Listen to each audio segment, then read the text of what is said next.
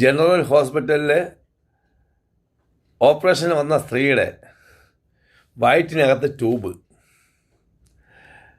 ഇനി ഡോക്ടർമാർക്ക് മറ്റൊക്കെ ഒരു നിർദ്ദേശം കൊടുക്കാനുണ്ട്. നിങ്ങൾ ഓപ്പറേഷൻ ചെയ്യാൻ കൊണ്ടുവരുമ്പോഴത്തേക്ക് നിങ്ങളുടെ കയ്യിലുള്ള പ്ലെയർ അല്ലെങ്കിൽ നിങ്ങളുടെ കയ്യിലുള്ള ചവണയെന്ന് പറയുന്ന സാധനമുണ്ട്. നമ്മൾ ഈ ഇതൊക്കെ എടുക്കാൻ വാച്ചൊക്കെ ശരിയാക്കാൻ വരുന്ന അത്, പ്ലെയർ, പിന്നെ സ്പാനർ, അങ്ങനെയുള്ള സാധനങ്ങൾ എത്ര ഉണ്ടെന്ന് നിങ്ങൾ എണ്ണി നോക്കണം. എണ്ണി നോക്കുന്ന മാത്രമല്ല, നിങ്ങളെ സഹായിക്കാൻ നിൽക്കുന്ന ആ സിസ്റ്റർമാരെ കൊണ്ട് അതൊന്ന് എണ്ണി നോക്കിപ്പിക്കണം. നോക്കിപ്പിച്ചിട്ട് വേണം ഓപ്പറേഷൻ ചെയ്യാൻ.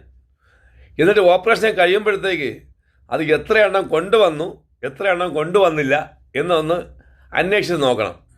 നോക്കിയതിന് ശേഷം മാത്രമേ ഓപ്പറേഷൻ സക്സസ് ആയെന്ന് നിങ്ങൾ പറയാവൂ.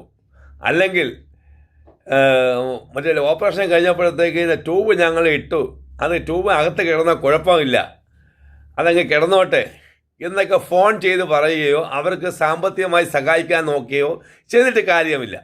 നിങ്ങൾ ചെയ്യേണ്ട ഒറ്റ കാര്യം, നിങ്ങൾ കൊണ്ടുവരുമ്പോഴത്തേക്ക് നിങ്ങൾ ഓപ്പറേഷൻ ചെയ്യാൻ കൊണ്ടുവന്ന പ്ലെയർ, സ്പാനർ, പിന്നെ അത് മറ്റേ ബ്ലേഡ്, ആക്സാബേഡ്, അങ്ങനെ കൊണ്ടുവരുന്ന സാധനങ്ങളെല്ലാം ആദ്യം എണ്ണി നോക്കിയിട്ട് വേണം ഓപ്പറേഷൻ ചെയ്യാൻ വേണ്ടി.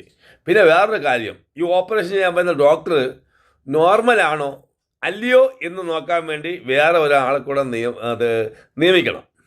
എന്നാൽ മാത്രമേ ഈ ഓപ്പറേഷൻ ചെയ്ത് കഴിയുമ്പോഴത്തേക്ക് പ്ലെയറോ സ്പാനറോ മറ്റോ ഒക്കെ ആരെങ്കിലും വയറ്റിലുണ്ടോ ഇല്ലയോ എന്ന് അറിയാൻ പറ്റുള്ളൂ. അല്ലാതെ ചുമ്മാതെ ഇതിപ്പോൾ സ്ഥിരം അത് പല്ലവിയായിരിക്കുകയാണ്. ഓപ്പറേഷൻ ചെയ്ത സ്ത്രീയുടെ അത് വയറ്റിനകത്ത് കത്തിരി, പിന്നെ അത് കണക്ക് തന്നെ എന്തൊക്കെ കേൾക്കണമെന്ന് പറ.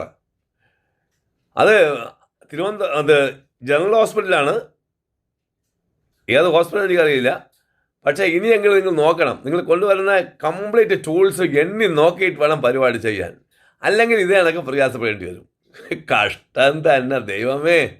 ആരോഗ്യമന്ത്രി ഉണ്ടോ ഇല്ലയോ എന്നറിയില്ല, എനിക്ക് വയ്യ.